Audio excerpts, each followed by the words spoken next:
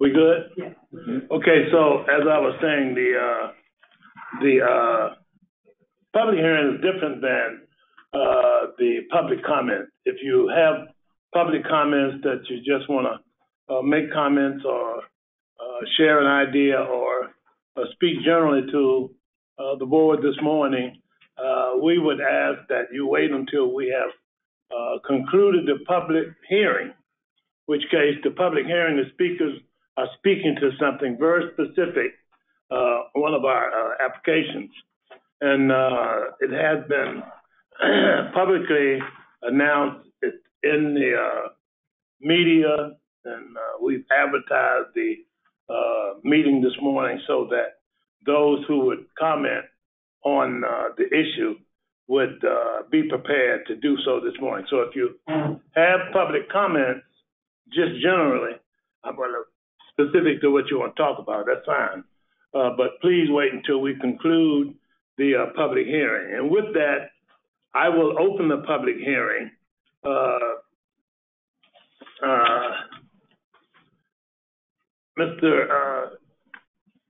Sims, would you, there's the man that's going to give us the meat for the public hearing. Good morning. Good morning, Mr. Morales. Thank you, sir.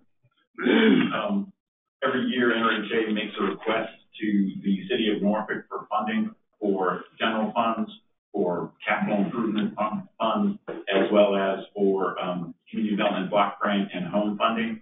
By state law, we're required to hold a public hearing on that funding request. This year, this is in advance also of the city process, which actually will go through until May, June of next year when they formally vote on this. This is a request from NRHA. It does not set the overall budget. It is an ask, and through the budget process, ultimately it will be determined and come back as part of our budget if the city so approves our request or modifies our request. We're asking for $8.6 million this year. Primarily, we're asking for $4.9 million in the Capital Improvement Neighborhood Program budget. Primarily, that's going to be used for the St. Paul's area activities, as well as for the Monroe building rent, and also to support general disposition activities by NRHA. So that's all of the vacant lands that we've had acquired over the years where we move forward with getting those redeveloped. Also, we are going to be asking for $2.1 million in the home program, and that's for home buyer assistance. And that is $1.7 million specifically for first-time home buyer funds to support those. That is translates into about 26 to 30 cases, about $65,000 per case to get those through. We also have CHOTO set-aside funds of those in the amount of $263,250, as well as the program management fund of $175,500 in order to run the program. In addition, we're also asking for funds from the city of $150,000 from the community development block grant to support our HomeNet program. HomeNet is our home ownership counseling, and it ties in with the home funds or home program in order to support those clients. So overall, again, we're asking for $8.6 million across those programs. The key being transformation in St. Paul's, support of city NRHA programs like the Monroe building for that rent, home buyer assistance, and continued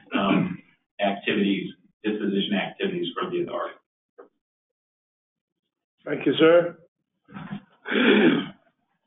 Those wishing to make public comments on, speak on the public hearing this morning. Makisha, do we have anybody declared yet? No, we do not have any in-person speakers at this time. All right. And I am checking online.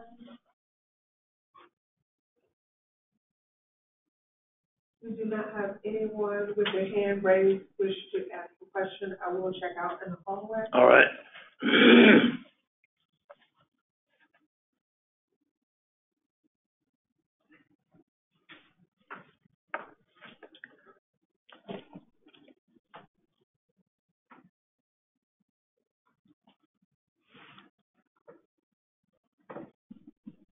We do not have any speakers at this time. Thank you. And with no speakers that have expressed a desire to speak on the public hearing portion of the agenda, I will declare the public hearing closed. Now we are open for public comment. Those desiring to approval of the minutes. No. Oh, sorry. Yep. Yeah, You got it right. Sorry. we are open to public comments. Those desiring to make any public comments before the board this morning? Yes, we have two in-person speakers at this time. The first is Carl Poole. Topic to address is misconstruction and the truth about Lexington Park. All right. Immediately followed by Tierra Lassiter. Topic to address is just concerns, and she is representing the New Virginia Majority. All right.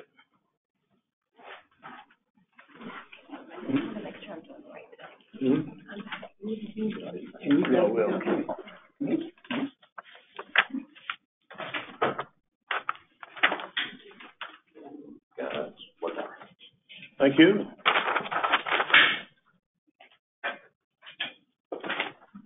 Good morning. Good morning. Now, before I begin, I just want to say that, I've been up here a few times. I'm not really nervous about speaking, but there are speakers that come up here, residents, citizens in Norfolk, that may only come up here once or twice, if ever, and this can be an intimidating thing, speaking to all of you in front of the state. So when they're interrupted, it kind of makes them feel unwelcome and very limits the chance of them ever coming back to speak to you. It's almost as if, you don't want to hear what they have to say in a public comment when you interrupt. So I'm going to ask that everybody sitting at this table do what they did in kindergarten when they told you to put your listening ears on and keep this close. You do know you have 3 minutes. Yes. Okay. I just want to make sure I get that part out first. All right. And what I have to say on this is very short, but I'd appreciate that. Now, a lot of times when I'm speaking to people, whether it's speaking to folks here or speaking out to people's doors, I'm asking what they want to do about things, passing along information to see what they want to do with it, like I just passed on to you. And to do that, you got to tell the truth. So I got a question about, well, I guess the truth on this. This is a letter that was sent to folks in Lexington Park over by Huntersville back in August. That begins with the words, and note that it's a picture of the letter, and on the back is kind of a scanned transcription so you can understand the language of it. It begins with the thing that says you will not be displaced in connection of our proposed project, the proposed project to which you passed the bond to get started for renovations. But the rest of the letter that they goes through proceeds with all the many ways that they can help if they are indeed displaced. It's kind of like if I could have told you, hey, I'm not going to punch you in the face, but hold your hands up like this to guard your face. I'm not going to hit you, but grit it up from side to side, slip a punch so you don't get hit. What are they trying to tell residents here? We're not going to take you out of your apartments and not head you back longer than a year and not let you go back to where you were, but no, we won't do any of that, but here are all the services you can get if you are displaced. Not to say that they're going to do it. So I'm kind of curious. This is them misconstruing something. Now, trust me, I understand you all don't own that property. I understand that you're in no way connected to being in charge of these renovations, but the bond that you all approved as a board is the reason this is happening. So you have to have some consideration since they couldn't do anything without you. I'm wondering if maybe they're misconstruing something. I mean, it's kind of like they're halfway trying to tell residents something since these renovations are supposed to begin, from what I understand, within the next few months, which would mean that residents who are affected by it would be moving, say, about now, or within, by end of the year, from what I understand. So help me out here. Where's the truth in this? Are they being displaced, or no? Because from this letter, they say very clearly, we're not displacing anyone in connection to this project, but go through all the ways of how they may eventually be displaced. I'm just curious. Like I said, I know this is not a project that NRHA is in charge of or in connection with any property with doing this that they own, because you don't own this. But once again, this couldn't have happened. That's your time, sir. Thank you, I appreciate it. Thank you. And just for your reference, private multifamily housing owners and managers, they don't coordinate their efforts with the Redevelopment Housing Authority so that we know, just what their intent is. There are times that we do if they're one of our public partners, but when they're private, you probably have to address, because we can't bind them to anything. And so you probably have to address them directly, but thank you for your comments. And thank you for your concern. I think this is like third or fourth time we've had Lexington come up before us. And I think that's a property that used to be owned by Lawson Realty. And I used to work for Lawson Realty. I know all the principals there. And so if that were still the case, I'd just do a simple reaching out just on my own. But you probably have to reach out to them. Any other public comments? We do have one more, right? Yes. Ms. Lassiter?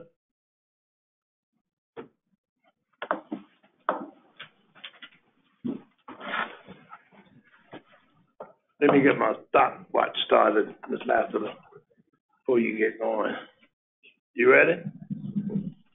All right.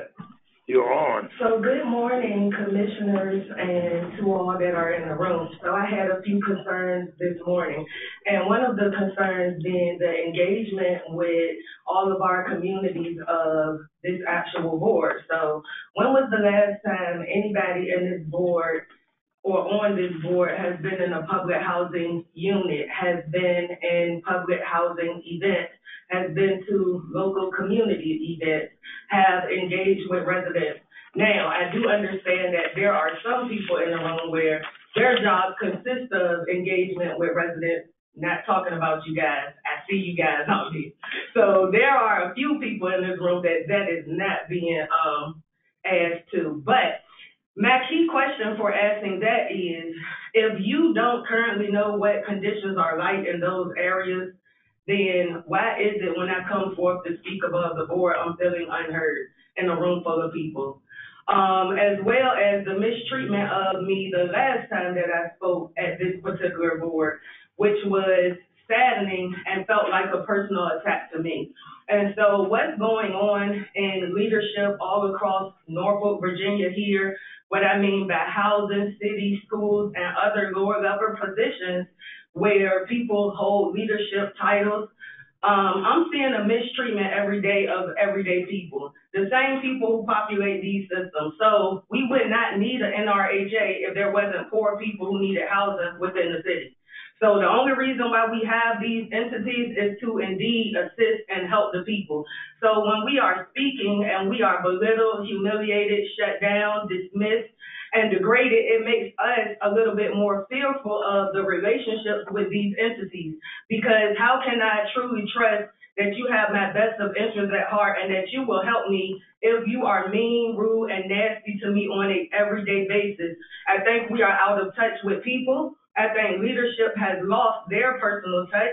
I think that disrespect from leadership is far too common. And I feel like the days of public disrespect and humiliation and degradation and private apologies are over. We need to stop treating people in a way that we have to go back and apologize later.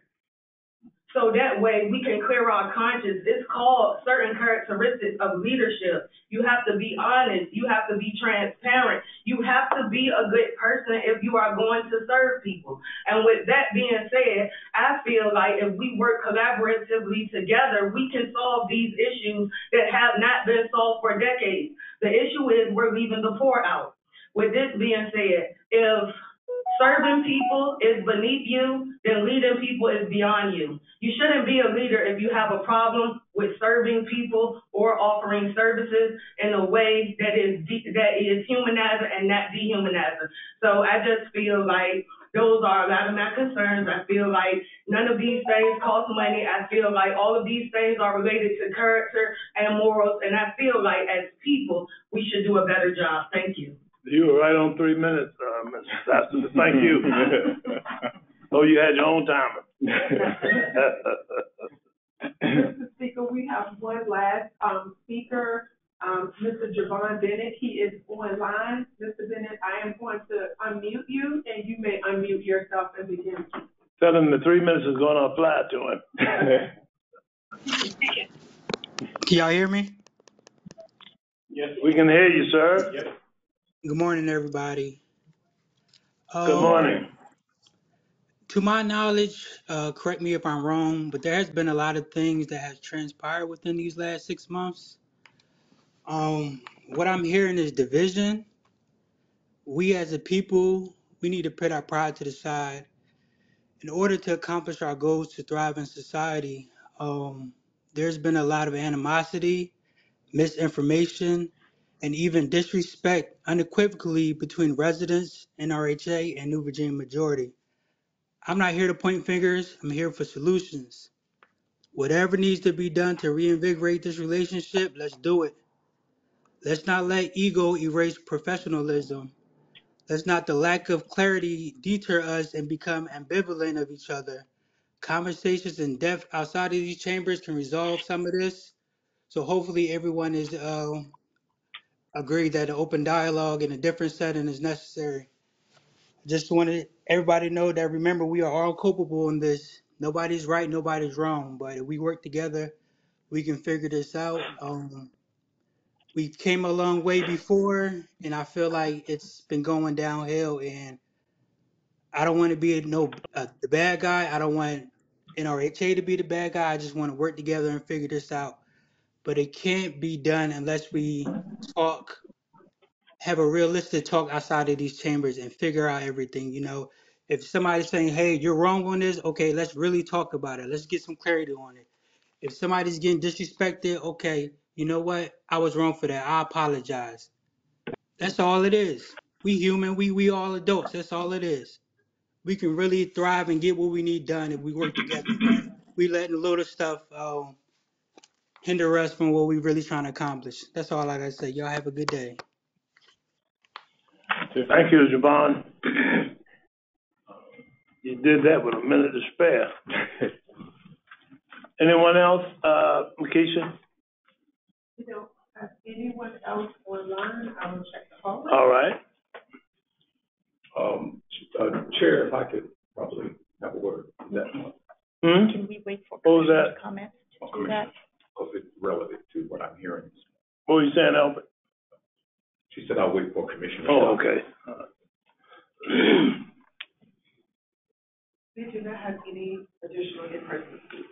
Okay, well, we thank you for your input this morning. You have been duly recorded, captured, and right now we're going to have Executive Director's comments.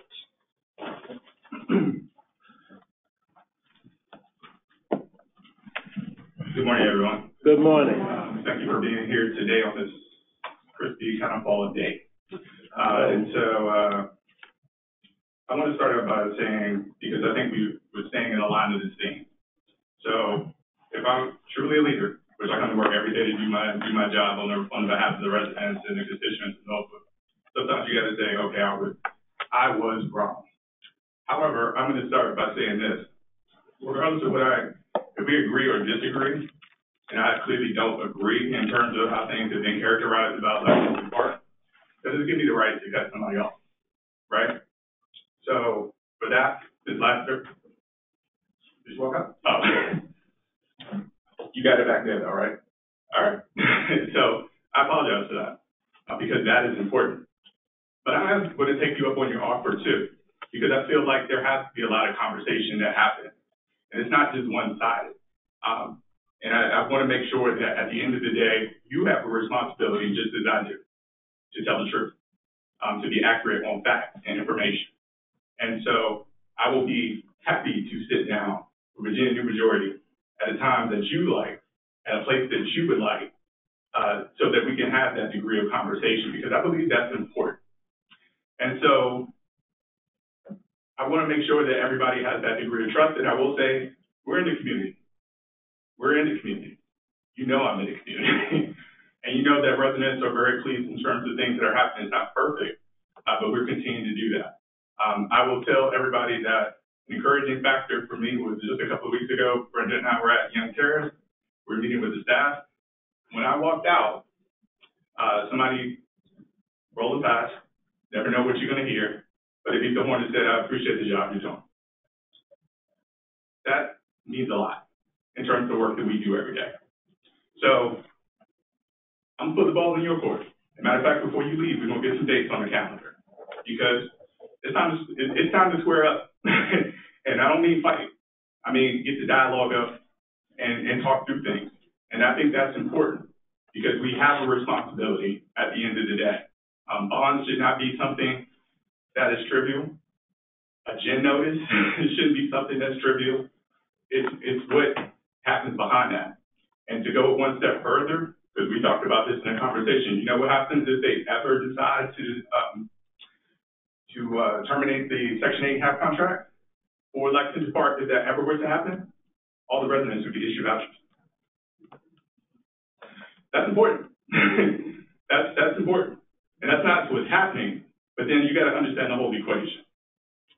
So with that, again, apologies. Definitely welcome the opportunity to be able to do that. I saw Sarah back there. Hey, Sarah.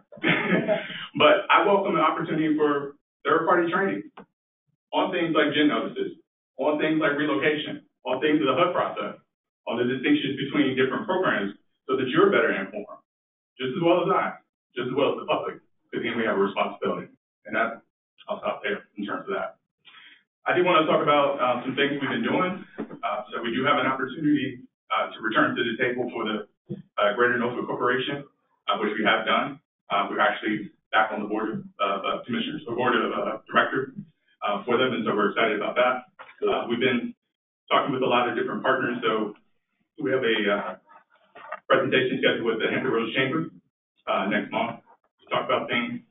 We've been having great conversations with Old Dominion University in terms of leadership training. Most of our staff took the leadership training, very, very well received.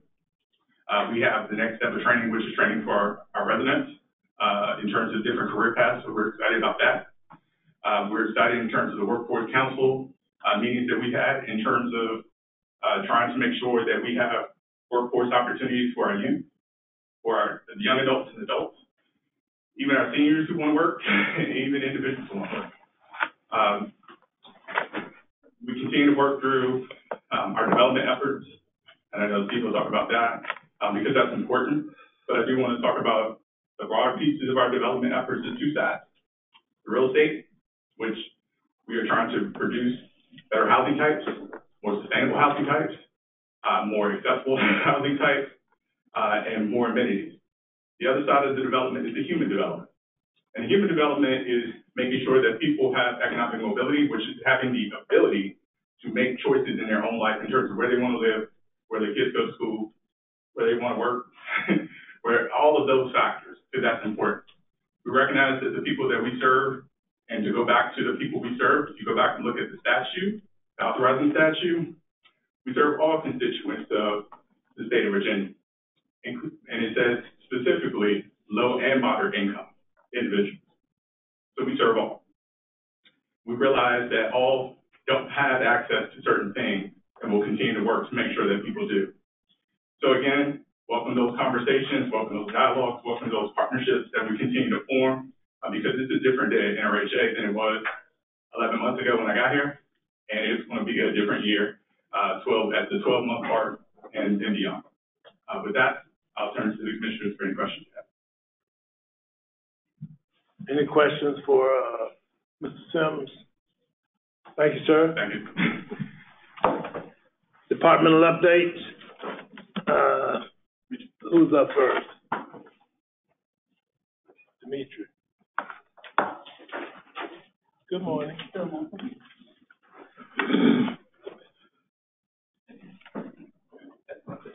Good morning, commissioners and everyone. Get a quick update on finance. As you're aware, we had last meeting, we had 3 vacant positions, and I'm proud to announce that we have filled those 3 vacant positions. Our finance director comes from within NRHA, 20 years of experience in budgeting, reporting, grants management, all aspects of finance. And that person is Kashawn English. Kashawn, can you say? We also had 2 program accountant positions open and vacant, and we filled one of those with an internal candidate as well, and also hired someone with a great deal of accounting experience. And the position that was filled by the senior program accountant left a vacant position in our accounts receivable, and we filled that as well as our AP position this week. So we're moving right along to get the finance staff up and running and efficient, so we can start bringing you those reports that you're so graciously waiting on. Just a few updates. We have the REACT submission that's due on October the 15th, and also the operating subsidy that's due those 2 dates mixed up. REACT submission on the 15th, operating subsidy on the 18th, which we are on track to have all of that uploaded into our good database on time. That's my update. Have any questions? Any questions for finance or IT or HR or administrative services? Thank you, dear. You're welcome. You know, you are doing quite well. I remember we were having such a hard time filling some positions a while back, a little while. You know, we couldn't find people with a search warrant. It was just that hard to find somebody for those positions. The fact that you fill them so quickly with such a qualified team, that's good. Thank you. Good morning. Good morning. Ms. Brenda, this is public housing update.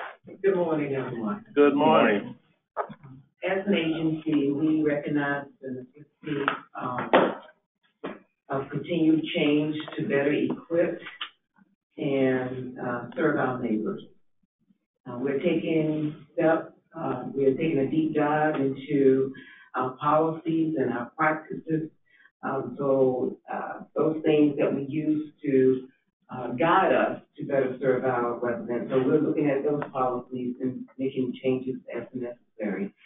The need to improve addressing the challenges is, of course, utmost importance to us. The property management team, in collaboration with our other departments, our various departments, we are continuing to work together to see our residents. And when I say see our residents, that means to serve them with empathy. It means to equip them with what they need to be sufficient in the community and for whatever their future plans are, and to encourage them to work towards the goals of becoming individuals that can see their future as we provide quality housing. In your packets, you do have information or data on the work orders. You have data on the call center closing ratio. As you can see, we had a total of 886 work orders that came into the call center for the month of September. Of that, 633 of them were closed. Our leasing efforts, we continue to push forward with our occupancy department. We stand today at an occupancy rate of 91%. We continue to work closely with our client service department to create an environment of self-sufficiency to address the needs of our residents. We work very diligently daily with our safety and security because we do understand that there are circumstances and situations that do arise in our community that require us to address those safety and security issues. And then, of course, maintenance will continue to address the work orders in the community as the residents provide the necessary information for us to help take care of their units. So in closing, I do have a closing.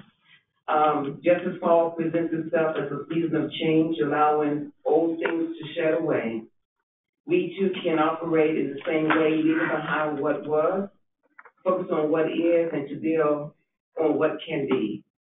So with that, are there any questions? All right. Thank you. Brenda. Thank you very much. Housing choice voucher.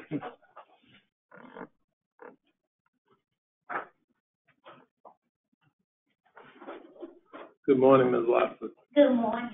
Good morning, commissioners and everyone else. Good morning. I'm pleased to present the report for the Housing Choice Voucher Program. We've been diligently working to ensure that our participants and also our landlords receive the best customer service for the agency. We are launching new software for our state rental assistance program because in addition to the Housing Choice Voucher tenant-based program, we do administer up to 70, but 57 at this time, as RAP certificates, which is funded through the Department of Behavior and Health Sciences for the actual state of Virginia. It is a state program, certificates for intellectual disabled individuals. And so we're moving and launching into a new software program for that program. We are also, our inspectors continue to inspect property in the city of Norfolk to ensure that our participants are living in standard housing, and we do inspections in Portsmouth, Newport News, and Suffolk as well. We are going to submit to our landlords a fall newsletter, just letting them know updates because there are new smoke alarm regulations coming out, and also when the Virginia Statement of Tenants' Rights and Responsibilities Act was published in July, there were new additions to that, and we want to ensure that our landlords are informed of those new additions. We also continue to work with the developers with the project-based voucher program. We have several communities that are coming up at this time. Hopefully this month, the Aspire apartments will be fully leased up, and we have approximately 475 more allocated units for our project-based voucher program. We are moving towards just ensuring that our residents and participants are being leased. Our occupancy departments are pulling people from our waiting list, submitting referrals to our low-income public housing communities, as well as our project-based voucher communities, our RED communities, to ensure that these persons that have applied for the program are being leased up adequately. I'm running our criminal background check and also approving them based on their preferences. Do you have any questions on what I've submitted so far? Anyone? Well, we are at record pace this morning. I appreciate it. I did neglect to, and I don't know why I thought of it when you came up, but I neglected to mention that this month is Domestic Violence Awareness Month, is it? Yes, it is. And I wanted to make sure that I said that at my initial comments, and I failed to do so. I don't know why I thought of it when you came. It's in my report. Oh, see. I have it in the report that in our newsletter that's going out that October is Domestic Violence Awareness Month. So we're going to include in that also the Virginia Residential Tenant Act protection for domestic violence victims. See, I knew it was the reason. Thank you. That's why. Thank you. All right. I'm sure everybody spoke like you did. If everybody spoke like you did, I could go all the way back there and sit again. Mr. Morales from Development. How are you, sir? I'm doing well, sir. How you doing? I'm doing good. Thank you. Thank you very much. Just going to do hopefully a quick report on what's going on with development. First and foremost, I'm going to talk about the capital funds. We're overseeing about $17 million of work right now. We have a lot of work out in Young Terrace with modernization improvements to some of the units out there.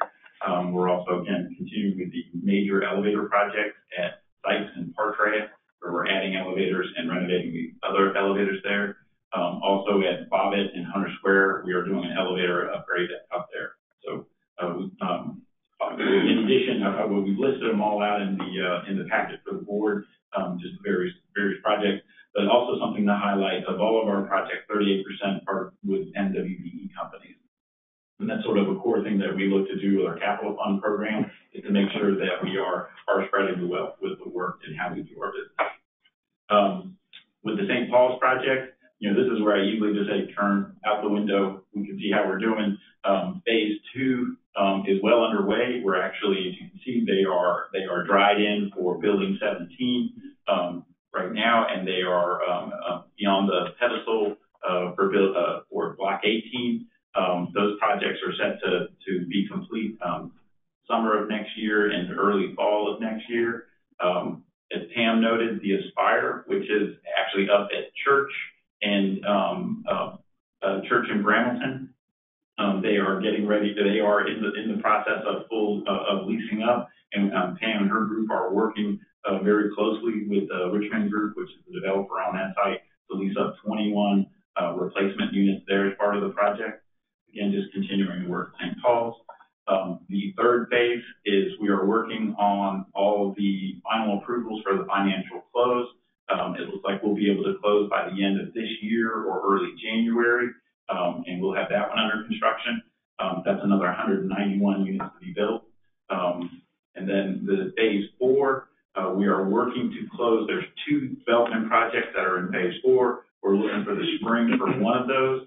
The final though one, we do have some issues with some gaps, financial gaps, and the developer, the city, and the authority are working on those, and hopefully we'll get those resolved over the next 6 months so that we can close a little bit later next year. But project is continuing and moving on. Home and HomeNet, I touched on it on with the funding request earlier when we did the quick presentation on there. We had 8 closings in the first quarter, but we are on track to meet our goal of 30 closings this year. And then just a quick sort of go back to the board. A few years ago, we had 11 closings. Last year, we had 20. So we ramped up that program, and hopefully we'll continue our track and close 30 this year. That will expend all of our home funds that we have. And so the funding request of the city is very timely, that we'll be needing additional funds for that program. Big one is back in March, we held a developers forum. We put out an RFP, created a developers bench. We have selected our developers bench now. In the packet, we have 16 firms. We had over 30 firms. Well, we had 30 firms that submitted, and we selected 16 of those firms off that list, and we will begin working with them with RFP processes to leverage the authority's abilities and get development projects up and running across our portfolio. Finally, the Moten Circle. We are working on the site plan and development program for that one. Our intention is to have that infrastructure under construction next summer, so that we can do essentially 92 for sale homes out there, a combination of townhouse and single family houses. We are working with the city closely on Moten, as well as some broader planning work for the former Globe Iron site and the Dreamkeeper site, former Dreamkeeper site. So we are looking to bring more home ownership opportunities out into the Broad Creek community. Again, and this is a delayed sort of completion of the 06 project, where some 10 years ago, the NRHA, we traded off land between the city and the authority so that the city could build a new school and library on land that we had slated for market rate development. And in return, that kind of translated to market rate development on these other sites. So just continuation of that project. Any questions? Any questions for Mr. Morales? I just want to say, Steve, it's good to hear such an outstanding report and all the reports that we've heard so far. But I wanted to just particularly say it's good to hear about Moten Circle and the progress that's being made on that. Several meetings back, I had asked a question about it. Happy to see the progress that's being made. relocated from those communities. And so I know it's been a while, so it's good to hear that we're making progress.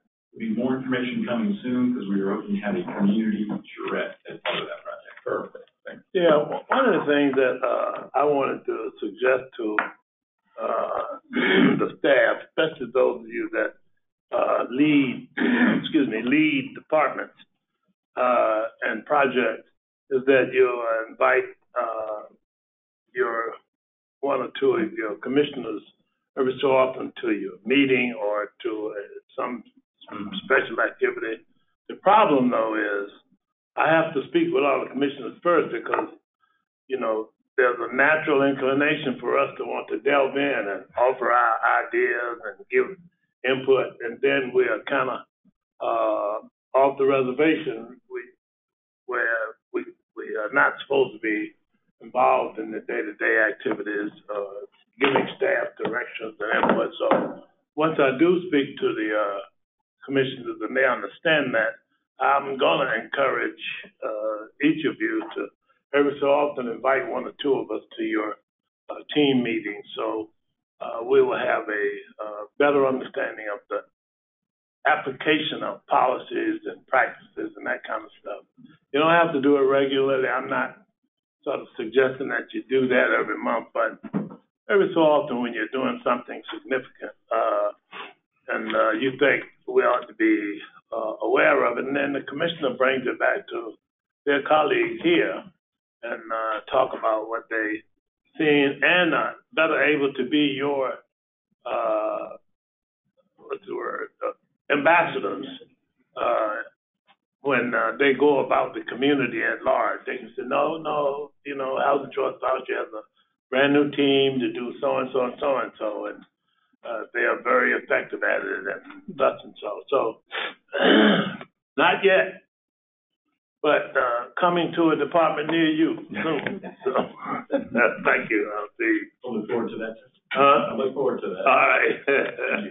Yeah, that's why I think it's important when you come to the, in addition to being a partner at the St. Paul's Advisory, it's a good information spot, you know, for what else is going on, especially in the immediate area. And I think I'm going to start trying to bring a report back to our board, at least to the extent that I get one. Okay, so who's next? Communications. Our bright rising star. Good morning. Good morning. Good morning, everyone. Good morning. Super quick, going to stay in pace with my colleagues. Just three points wanted to touch on in response. This is in response to Commissioner Albert's question last month with regard to us staying in contact with residents when there might be crime or something like that, or some particular issue that we want them to be aware of that's happening in the community. I worked with client services, and we were able to get the cell phone numbers for TMC and advisory council members. So we did send out a text to them. That's good. Just letting them know that this will be a way that we will be letting you know if there's any information that we need to share with you in as much real time as possible. So it worked. That's good. They replied and said that they received the text. So that's very good. Good. So we're gonna we have that in place, and we're gonna move forward and starting to continue to collect residents' cell phone numbers so that we can have that as a bank going forward. Second thing, super quick, if you have gone on the NRHA.us, the public facing site, you should see an uptick in the stories. I think we're doing a good job telling our story from our side, right? Creating the narrative, as I always say. So on the site, you should see organic stories, which I think is very important. Again, we can't wait for anybody else to tell our story. We have to do it. So if you go up there today, for example, you'll see a story about one of our deputy executives, Demetria, who spoke at a conference. For the story about that. Excited to see her there. We have a success story. Shout out to Ms. LaShawn and the HomeNet program. We did a feature story about a woman, 56, first-time home buyer. So she went through that program successfully. Also, with regard to the organic coverage that we're getting in the community, Wavy actually did a preview of the Born Trail story event, I should say, that's going to happen today at 3:30. So the website is ramping up, and we're letting people know what we're doing, right?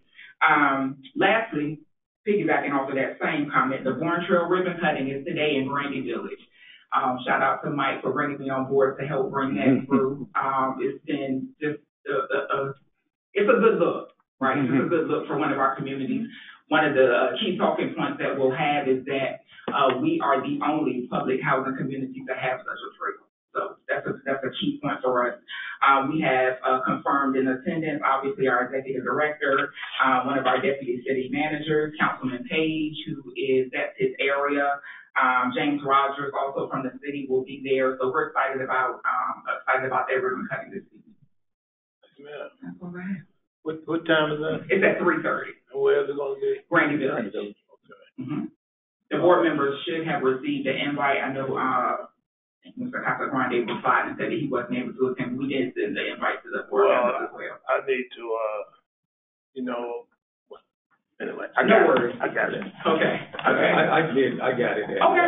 I read it and I saw the news report on it, and I think that's a great idea. Okay. Hopefully we'll have some live coverage today that we can share. Right. Okay. Thank you so much. Thank you. Client services, Dr. Norman. Good morning, everybody. Bonjour, monsieur. Good morning. I will stay in line as well. Stay in line. I am within my 42 minutes. And because I'm gonna have a lot of time, I can actually say, did I say that right? Lay our hands, did I say that right? Leah Leha. If you don't see the spelling of her name, we argue about that all the time. But I wanted to do this morning. Good morning, Commissioner Chazinski. Good morning, Commissioner Lewis. Good morning. Good morning, Commissioner Alfonso Albert. Good morning, sir. That's I do that when I know I have a short presentation allowed. But I want to say this: we continue with the piece of that we have committed to, which was communication and coordination. So when you look at the things that are happening in the community, I'm really so excited about it. We have a lot of things happening in the community. And if you look at our social media page, you'll see a lot of those things just beginning to show. It's a lot of work, but it's more than worth the effort. And the other piece to that is that you guys are more than welcome to come to any activity we have going on. Even tonight, we have a piece with Pharrell at the movie theater that we're taking 30 kids from our communities to the Pharrell opening of the Lego movie that actually starts at 8 o'clock. Did you know that the movie theater, if you got a small soda, it costs $8? Did you know if you went to the movie theater, if you got a small popcorn, it costs $9 at the movie theater? So that's just a little side piece that I had to try to comment with Michael yesterday to take that little test to see did he know how much it costs to go to the movies nowadays. But I want to continue to say this right here. We always been talking about partnerships. We have wonderful partnerships that we'll continue to engage in. And when you'll see our new pieces that will be coming out starting next month, we've been working with partners and making sure that we can do reporting in a way, Commissioner Elba, you would like this, where there you would actually see true measurements, measurable skills gains. You'll see baselines of where we started and to where we are now. I've been working with our wonderful Michael Clark and making sure that the reporting efforts will be at a place where it's not only that you can see what numbers are, but you can actually begin to measure and look at where we need to put more efforts in. In addition to that, I have to say, Executive Director has been keeping me on point in terms of introducing me and getting me engaged in a lot of partners, specifically partners that we've had partnerships with United Way, we've had partnerships with TCC, and we have partnerships with agencies and industries that actually look at putting our people to work in earning credentials, certifications, and licenses. And this is beginning to ramp up. So I want to say to commissioners and to people who are listening that we're really about to explode in terms of making sure our residents know more about the different opportunities that exist and the opportunities that they can actually engage in, from training opportunities to opportunities where they can look at expanding their education and civic responsibility, where they can engage in getting civic civically engaged into what we're doing. But one of the things I want to talk about that's in your packet that was listed was Real Talk. The Real Talk piece is specifically geared for our young people who went back to school. This Real Talk really focuses on mental health for our young people. It gives them an opportunity and a platform where they're in school to be able to engage in things that are actually concerning them that they want to talk about. Because the mental health piece is important. So that Real Talk is a place and a platform where they not only can talk about what it is that they want to do, but it provides different speakers that come in and they have a way to actually guide it themselves, and we just offer the support. In addition to that, what you'll see is that just recently, we took 101 residents to Old Dominion University, where they actually engaged in the opportunity, seniors actually engaged in an opportunity to look at health and wellness. So we're spending a lot of time looking at health and wellness because we're trying to, as much as possible, create healthier communities. And when you think about healthier communities, we look at it and we take it from a different perspective in client services. We know this. If we can get our residents healthy, if we can create that communication and dialogue between our residents and us, it's going to create safer communities. So that's the whole point of where we're trying to go. And last and not least is that with the transportation piece that we have, we literally at one point we were doing transportation on Tuesdays and Saturdays, filling the gaps for the food insecurities that exist in our communities. But now we have transportation that's available that residents don't have to wait till a Tuesday and Thursday to actually go. They can actually engage in actually going to the grocery stores, opportunities where they can get rides to a doctor's appointment, opportunities where they can go to interviews and educational opportunities. Youth, and matter of fact, we even use them tonight to go to the referral program tonight. So if you keep in mind, reporting is going to change next month. Keep in mind, it's going to be very exciting. We're doing so many activities out in the community now. Leah keeps us busy, and we're just excited about it. Most importantly, the collaboration, inter-collaboration between what's happening in our agency through property management, HDV, communication, every aspect of it, we're communicating more to make sure that we give the residents the best we have to offer. So I end up and say this, I have a quiz for you guys. How many minutes do you think I use? 2. Wait a minute, don't go anywhere. Since it's, you are an engagement officer, so yes, sir. I tell you, oftentimes I'm in the community, so one event or another, and when people find out that, I'm the chair of the board for NRHA, the number one question I get from everybody? What's that? Most, not everybody, but most. Is Julius Norman married? And the second question is, if no, you mind giving me his number? So, as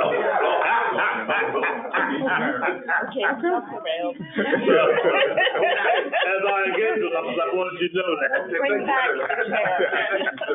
And the questions of one thing I want to mention, economic inclusion, and I'm sure you guys will say that. One of the committees that I'm a part of that I really encouraged to be a part of a committee of well-versed individuals. I'm learning so much from this particular committee. And we've been working on mission and vision statements for that economic inclusion piece.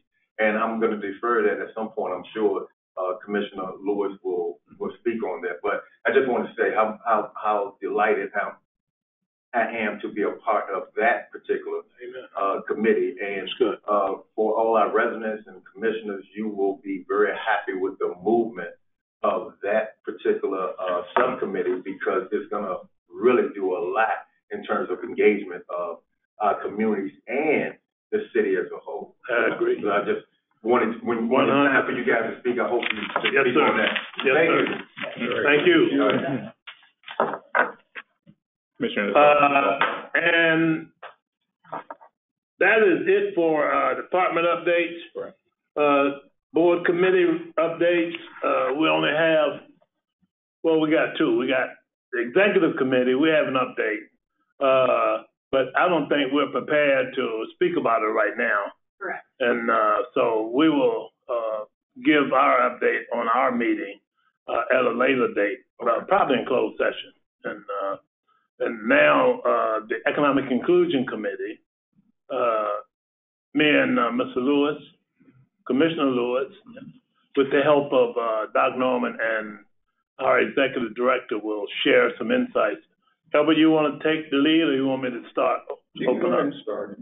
Well, as Julius was just saying, we have a committee, a subcommittee we've developed to look at the issue of economic inclusion, DEI, and the like for the Norfolk Redevelopment Housing Authority. So we've been trying to get a coherent policy that meets the needs of our community, that encompasses all of our community, and that makes sense for, the entire agency. And we have come a long way, institutional and historic knowledge about diversity, equity, and inclusion, what our policy is like, how we ought to be shaping it, and what it needs to say. And so we're at a point now where we are trying to develop a mission and vision statement. And so we have an input from both staff and commissioners. Mr. Lewis and I are the only commissioners. We have our executive director on the team. We have Mr. Deputy Director Michael Clark on the team, and our client services and Chief Engagement Officer Julius Norman is on the team. And we have Nathan, name the other three members of the team. So our compliance and performance management team is on there. So our chief compliance and chief compliance officer, chief compliance and performance management officer, Ed Davis, our director of policy and data metrics, Kiara Brown, and director of federal programs, Brian White. Okay, thank you. And Albert, say what you have both seen, said, and where you feel we are right now. Absolutely. It's a great group of people who are coming together with a lot of technical background and experiences in this area of diversity and economic inclusion. I'm happy with the progress that we are making and have made. Like Mr. Norman said, I'm happy to be a part of the direction and a part of this committee. I think where we are now, as we drill down on our purpose, our overview of our mission and vision statement, now we're starting now to align strategic goals with the vision and the mission. And many of these strategic goals and concepts, the agency is already working on. And I'm just very excited with the direction that it's going. We're going to be meeting again at our next meeting, and I think then we'll come together and bring about how what we're doing as an agency along with this committee begin to dovetail. And these action steps that's moving forward, I think we'll be able in the next month or so to present to the board and others information about the progress that we're making. I'm very excited about it. Thank you, sir. Yeah. Nathan?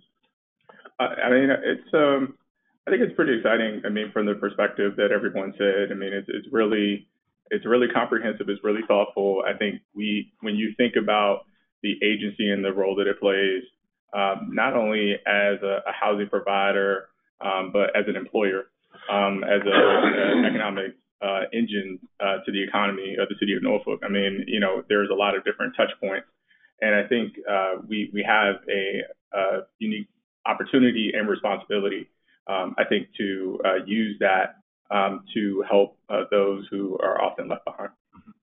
Mike, you got anything you want to say about our efforts thus far? Why'd you leave me to last? There you go. Say the best of last. In addition, You're not last though. Doc Norman's going to be. No, in addition to everything that's been said, we spent a lot of time on our words. Yeah. And you can go, God, we're spending a lot of time. It was very purposeful because we want to be very intentional in the statements that we put out. Sure. To make sure that we can actually do this. And as has been said, we're now looking at not just the goals, which back up the vision, which back up the mission statement now. So, again, a lot of time, but it's been time well spent. All right.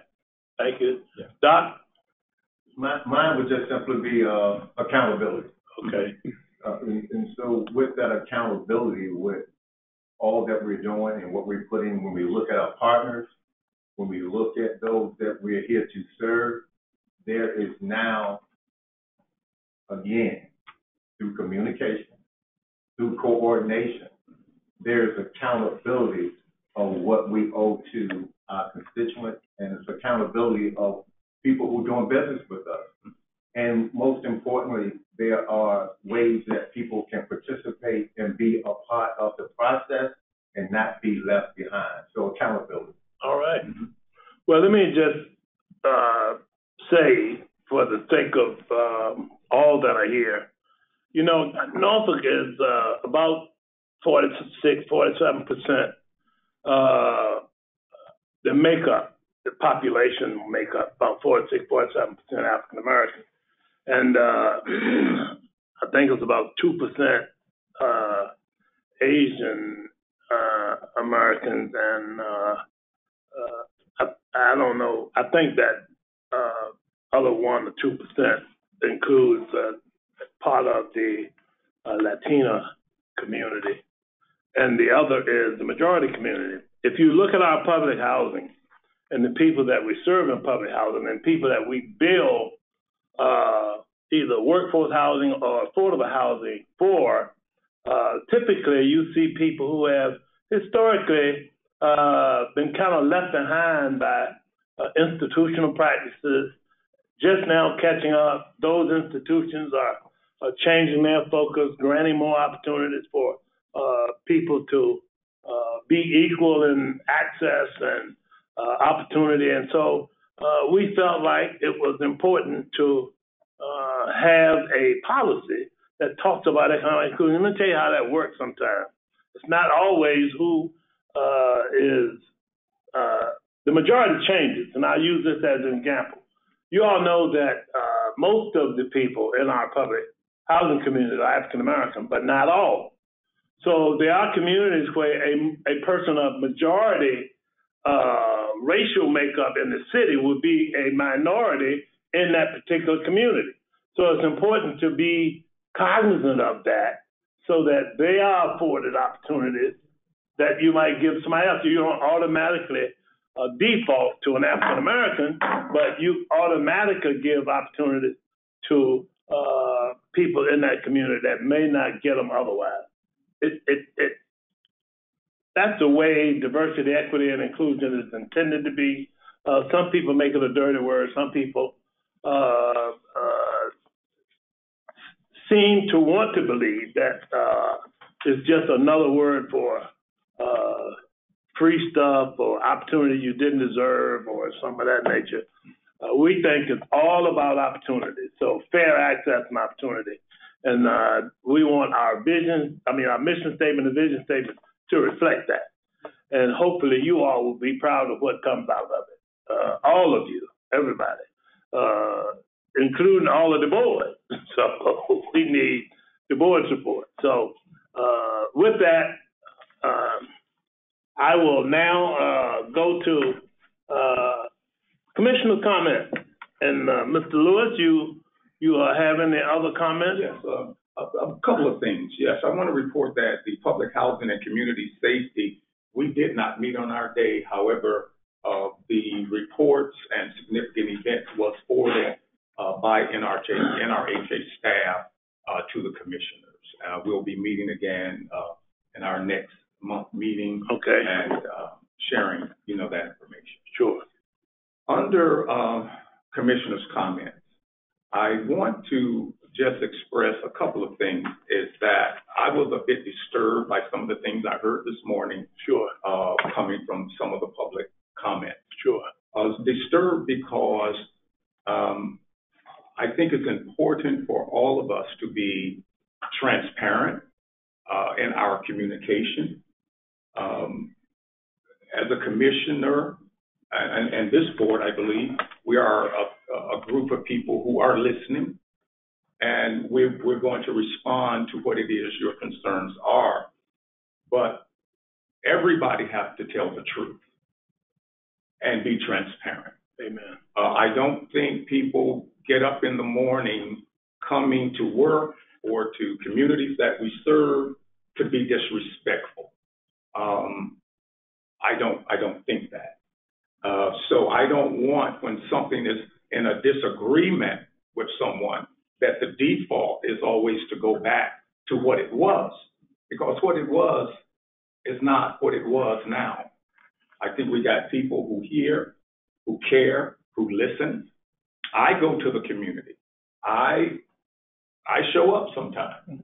I was just, I show up with the ED in communities. I was down in Cottage Bridge and Patray, and I drove through Grandy the other day. Patray, I see the building of those elevators going up. So we have an involved and an interest in what is going on. I believe that NRHA has some of the best professional leaders. And I could be a little bit biased by it because I worked here and I was professional for 20 and a half years. So a little bit of biasness, yes. But I believe that we have a great agency. I think we have an awesome executive director who has been here, I think, every bit of maybe 10 months, somewhere in that range. And I think he has been doing an outstanding job. Also wanted to say to the gentleman who spoke this morning and passed out the letter, I didn't have a chance to see it before the meeting, but as I had an opportunity to glance over it, and I don't know all the interworkings of Lexington Park, but I know what I heard. And the things that I heard, I believe, is true. But the notice that the gentleman gave this morning is a general information notice. It has to be done. According to HUD policies, under the Uniform Relocation Assistance and Real Property Acquisition Policies Act, which is the URA, it's necessary to let someone know that you are going to be displaced and or moved or given every affordable opportunity during that process. It's a HUD requirement that the URA covers relocation expenses, what they're going to do, where people are going to move, if they're able to move back. And so this is a policy, and it's to those guys. And the reason I could talk to it is because I did relocation here at the agency. I was one of the senior relocation specialists. We made sure that people's utilities were paid, that they're moving to other either communities. Nobody was displaced in a way where they, end up homeless. That's not the goal. I don't think it would be the goal of this as well. But URA, uniform, the Relocation Act is something that's HUD funded that says this is what you must do in support of people who will potentially be displaced. So I saw your analogy of if I punch you in your face and all of, I don't think we're doing that. And I just want us all to be very clear and open and transparent about how this works. We're not punching anyone in the face. Thank you, sir. Well said. Amy? thank you, Mr. Lewis, for your comments. I think you said plenty. And no additional comments on your own? Nope, I'm good. I will say, Amy and I serve as the executive committee for the Board of Commissioners, and a lot of the things that, how many of you all like sausage? Nobody. Am I the only one at the table? Sausage is good, Sausage. Sausage, like pork sausage. Oh, vegan. Huh? Vegan sausage. Oh, you like vegans? I'm talking about pig and beef now. And the reason I ask you that is, if you ever seen sausage being made, you probably wouldn't eat it anymore. Yeah, don't ask how the sausage is. And so sometimes governance is messy. You got so many people you got to serve. I mean, so many people, so many ideologies, and so many thoughts about what ought to be done or should be done. And you want to respect everybody's position and perspective. And sometimes when people speak, they feel that they're speaking for the entire world, and they're not. But they feel that way. But it's okay. I mean, because there is a constituency to that issue, and we realize that. So I use the sausage analogy because sometimes, as I said, making sausage is like governance. It gets real messy. And behind the scenes, well, I tell you, I would have given you a better example. If anybody here is an officer in a church, like a finance officer or a trustee, or, you know, that's another process that behind the scenes is very messy. And if you had to go do it on a regular, you probably leave the church because of some things that, but it's not, because you're dealing with the human element, and so much to consider. So I say that to say, for those of you who are not on the NRHA team yet, stay with us. You know, the best is yet to come. So, you know, we respect you. We know you're there. We hear you. And as I said, the best is yet to come. With that, we don't have a vote, so I think no need of us going into closed session, is it, Ms. Carnes? We cannot. And so without objection, I would declare the October meeting of the Norfolk Redevelopment Housing Authority closed.